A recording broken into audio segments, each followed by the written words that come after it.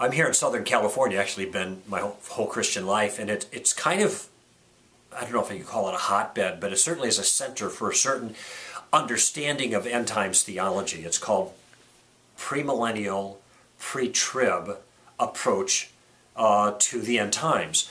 And this is the view of Hal Lindsey and Chuck Smith and Calvary Chapels and Talbot Seminary and Dallas Theological Seminary. Very popular view, and I'm not here so much to take exception with it. In fact, I would consider myself a premillennialist in terms of the broad scope, although I'm not a pre-tribber. But in that field, it is common to ask a question about the construction of the temple, because there seem to be particulars in the end time scenario there that pertain to the role of the temple at the time of Jesus' return. And so then the question is, must the temple be rebuilt before Jesus can return? And I don't have a definitive answer to that, first of all, but I do have some things to say about it that might get you thinking. For one, if the temple needs to be rebuilt, it does not mean that the temple has to be rebuilt on the same location that that Solomon's temple or the Herodian temple was on the Temple Mount. It doesn't have to be there. There's a mosque there now. So, so that's one thing. People kind of presume that. Well, somehow God's got to get rid of the mosque so they can rebuild the temple and then Jesus can return or something like that. Well, I don't know why it has to be on the same spot. Secondly, I don't even know why it has to be made out of stone. Keep in mind, the first temple was a tent. The one that God commissioned was a tent, and it traveled with Israel.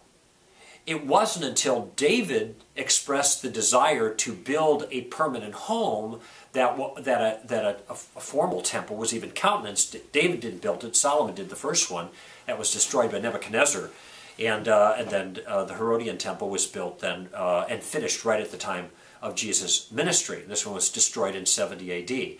So there's a lot of speculation about that.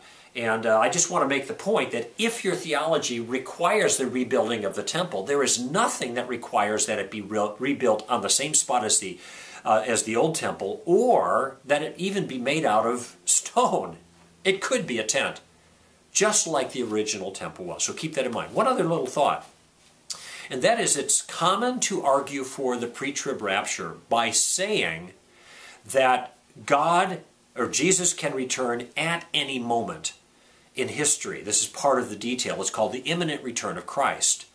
But it strikes me that when somebody says that the temple has to be rebuilt before Jesus returns, that this then makes the imminent return, at least the way imminence is defined in that sense, not plausible. Because if anything has to be fulfilled before Jesus returns, then he can't even in principle return until that particular act takes place. So this throws into question at least one definition of imminence. I've also heard people say things like, all the prophecies necessary for Jesus to return have been fulfilled. Nothing else has to be done. Even Israel is back in the land. Well, that's cool. But if you say that all the prophecies have been fulfilled, then that seems to demonstrate that imminence, in the sense of any moment return, could not have been the case through the history of the church, because a whole bunch of prophecies had to be fulfilled before Jesus could in principle return. Anyway, those are some things to think about regarding the second coming. I don't campaign strongly on this as a theological view. I think it's a secondary issue. That is the details. The fact of the second coming is primary, but the details are secondary, and ultimately the details are going to be fulfilled by God, and so the fulfillment is the final interpretation. But there are some things you can think about regarding that one particular view.